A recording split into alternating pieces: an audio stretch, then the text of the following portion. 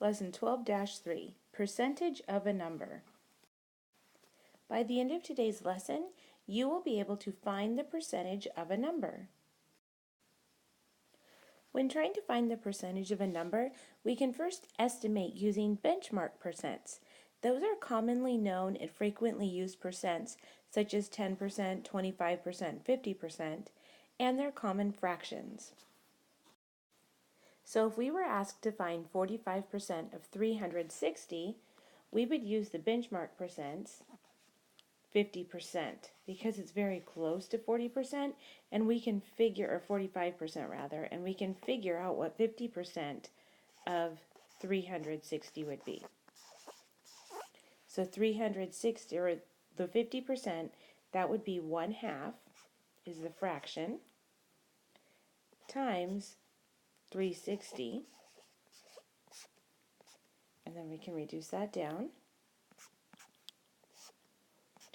and we get 180.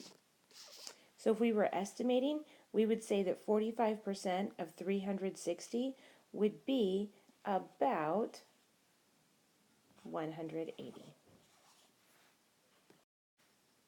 We can use this formula in order to find the percentage, or P, of a number. Rate times base equals percentage, or R times B equals P.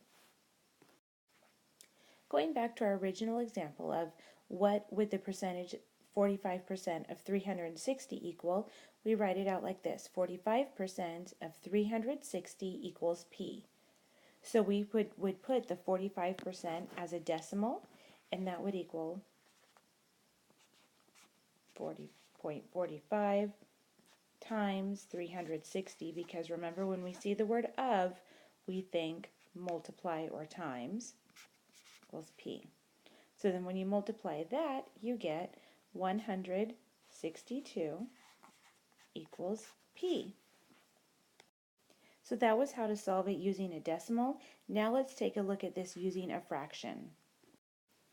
We would write 45 hundredths times 360 equals P, because 45, the percentage 45 equals 45 parts of 100, so that would be 45 over 100.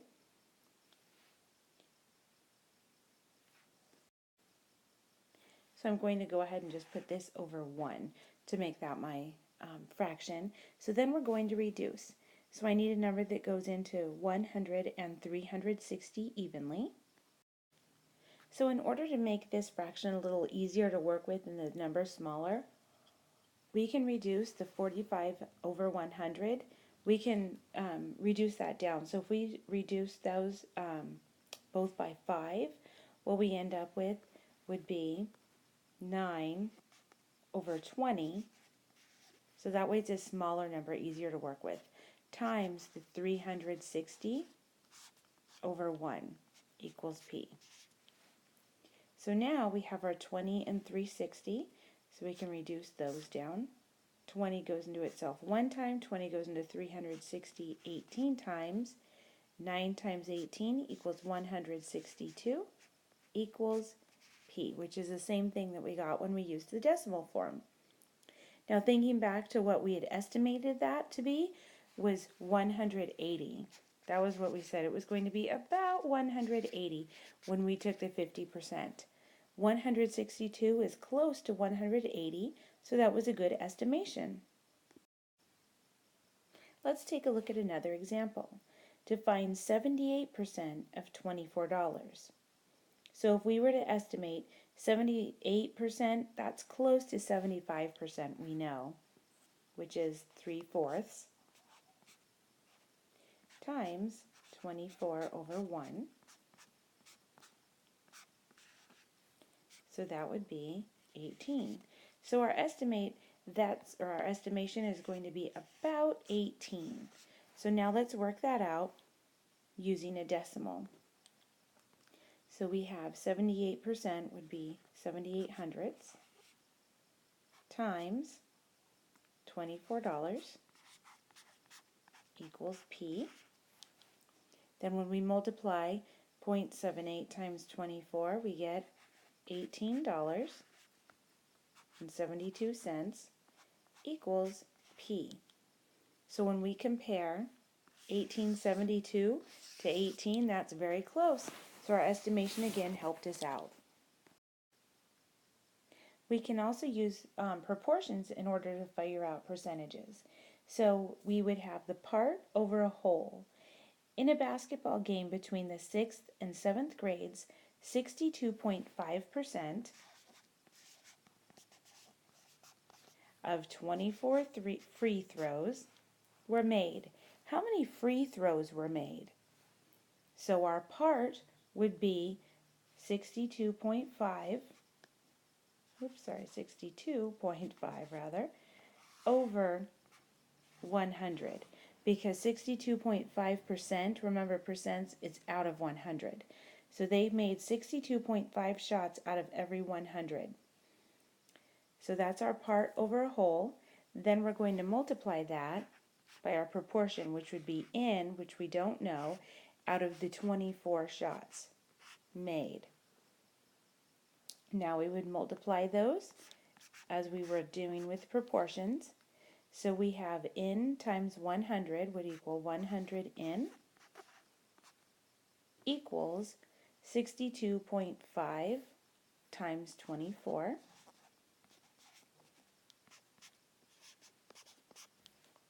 So that would equal 100 N equals 1500.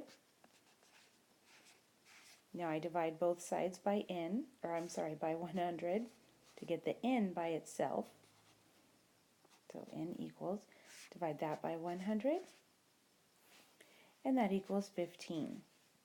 So 15 free throws were made. So that's another way you can figure out percentages and proportions.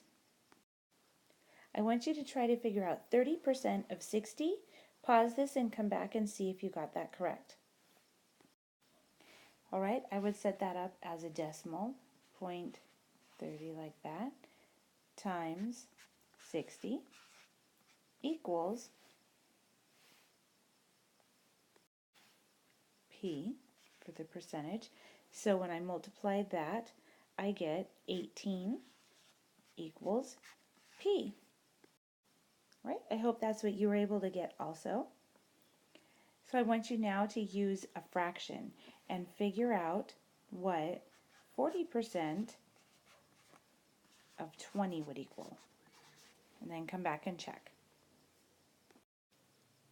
Okay, I would write 40 as 40 out of 100 times 20. Make that into a fraction. Then I reduce. So then I get 40 over 5, which equals 8. So 40% of 20 would equal 8. Okay, I want you to try another one now using the proportion in order to solve it. So we have 40% of 25. Go ahead and figure that out using a proportion and then come back and check your work with mine. All right, I would set that up as my proportion. So I have N out of a total of 25. And that would equal 40 parts of the whole 100. That's what my 40% equals. So now I need to cross multiply. So I have N times 100 would be 100N equals 40 times 25, which equals 1,000. So now I need to divide both sides by 100 in order to get the N by itself.